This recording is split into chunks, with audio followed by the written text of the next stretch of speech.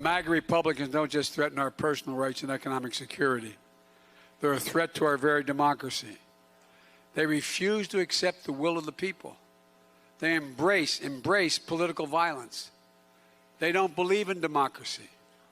This is why, in this moment, those of you who love this country, Democrats, independents, mainstream Republicans, we must be stronger, more determined, and more committed to saving America than the MAGA Republicans are destroying America. President Biden is hitting the road on a coast-to-coast campaign tour supporting his fellow Democrats ahead of midterms. The Democrats have racked up a slew of wins, and Biden's approval rating has reached its highest point in over a year.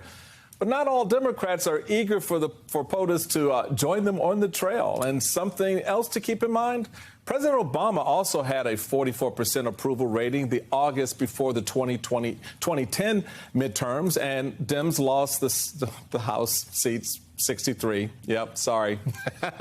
Couldn't help myself. Republicans had a net gain. So here we go. Back with me are Carlos Curbelo and Maxwell Frost. So let's Carlos, I want to get to the other side of the aisle. Republicans were quick to condemn the student loan relief package that the Biden administration had put out, and then was fact-checked in real time by the official White House Twitter account on the substantial PPP loans they received and were forgiven. How is that playing with the base?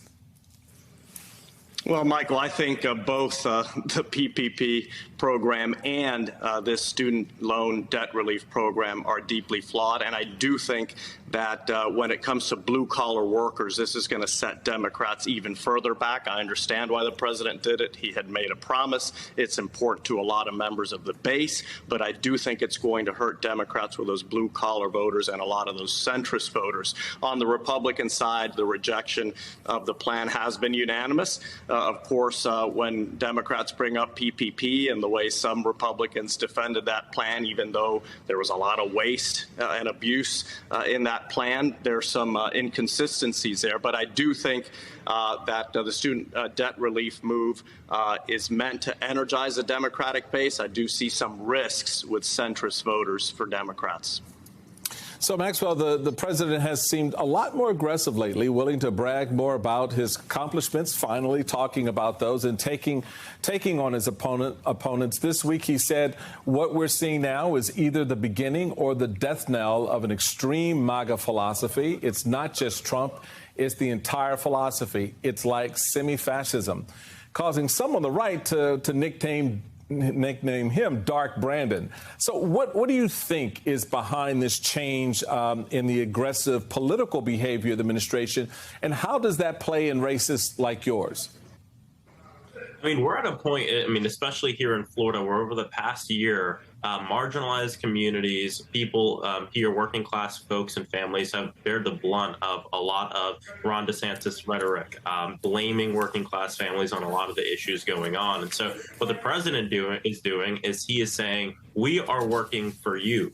This is what we're about. And I truly believe that most Americans, most voters enjoy seeing their president taking a step forward, being more aggressive about the things he believes in, because he has the mandate to lead.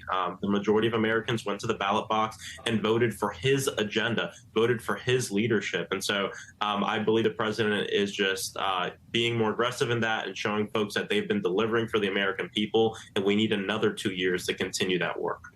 So real quick, Maxwell, I just want to follow up on one thing real quick with you. The president's approval ratings are improving. Does that momentum help in these close races, do you think? I think it does. I think it does, because it gives us candidates an opportunity to really point to the national level and point to what's already going on and talk about our place in that work. And so continuing to talk to people about how these issues are important, from student debt relief to health care to ensuring that we're preventing the climate crisis to ensuring that people have money in their pockets and that they're able to pay their rent and not choose between medicine and food. These are the things that are on people's minds every single day. And Democrats are delivering at the national level.